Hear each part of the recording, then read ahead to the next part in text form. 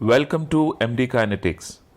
आज हम class 10 science के second chapter acid base and salt के बारे में पढ़ेंगे। एसिड वो सब्सटेंस होते हैं जो कि हाइड्रोजन आयन डोनेट करते हैं। इसको हम हाइड्रोक्लोरिक एसिड के एग्जांपल से समझते हैं। जब हम हाइड्रोक्लोरिक एसिड को वाटर के अंदर डिसॉल्व करते हैं तो वो एक H प्लस आयन देता है और एक क्लोराइड आयन देता है। ऐसे ही हाइड्रोक्लोरिक एसिड जो एक H प्लस आयन दे रहा है, नाइट्रिक एसिड भी एक H प्लस आयन देगा। H2SO4 को जब हम डिसॉल्व करेंगे तो वो 2 H प्लस आयन देंगे और एसिटिक एसिड एक H प्लस आयन देगा। Now we talk about base. Base वो सब्सटेंस होते हैं जो कि हाइड्रोक्सिल आयन डोनेट करते हैं। जैसे कि एक एग्जांपल से समझेंगे कि जब सोडियम हाइड्रोक्साइड को हम वाटर में डिसॉल्व करते हैं तो वो Na प्लस और OH माइनस के अंदर डिसोसिएट होता है, यानी कि NaOH के अंदर एक OH आयन है। ऐसे ही हम मैग्नीशियम हाइड्रोक्साइड देखते हैं, इसके अंदर 2 OH आयन है। पोटेशियम हाइड्रोक्साइड के अंदर एक OH आयन है और कैल्शियम हाइड्रोक्साइड के अंदर 2 OH आयन है।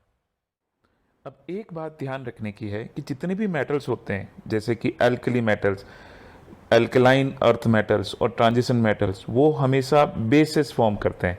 यानी कि sodium hydroxide, potassium hydroxide, rubidium hydroxide, ये एल्कली मेटल के एग्जांपल है। Magnesium hydroxide, calcium hydroxide, zinc, ये जो हैं ये एल्कलाइन अर्थ मेटल्स के एग्जांपल्स हैं। जिंक हाइड्रोक्साइड, फेरिक हाइड्रोक्साइड, ये सारे, बेरियम हाइड्रोक्साइड, ये सारे ट्रांजिशन मेटल के एग्जांपल्स हैं।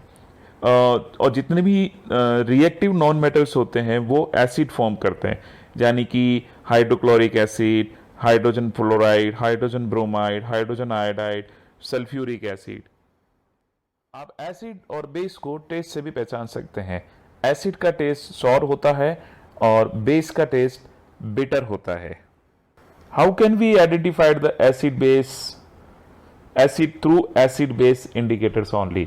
These are three types: one natural indicator, second one is synthetic indicators, and third one is olfactory indicator. Natural indicators nature के अंदर मिलते हैं, यानी कि टर्मरिक, जैसे कि हल्दी, ये जब एसिड के कांटेक्ट में होती है तब तो येलो कलर की होती है, लेकिन बेस के कांटेक्ट में आने पर इसका कलर चेंज होकर रेड हो जाता है। चाइना रोज मैजेंटा कलर दिखाती है एसिड में, लेकिन बेस में इसका कलर ग्रीन हो जाता है। लिटमस का कलर एसिड में रेड होता है, लेकिन बेस के अंदर इसका कलर ब्लू हो जाता है। Red cabbage pink red colour की दिखती है एसिड में, लेकिन जैसे ही बेस के कांटेक्ट में आती है इसका कलर ग्रीन हो जाता है। बीटरूट भी लाइट कलर दिखाता है एसिड के अंदर, लेकिन बेस के कांटेक्ट में आने पे ये डार्क कलर का हो जाता है। Grape juice pink red colour का होता है एसिड के कांटेक्ट में, लेकिन बेस के कांटेक्ट में आते ही ग्रीन कलर का हो जाता है। Now we talk about synthetic indicators, जो कि लैब्स में बनाए जाते हैं।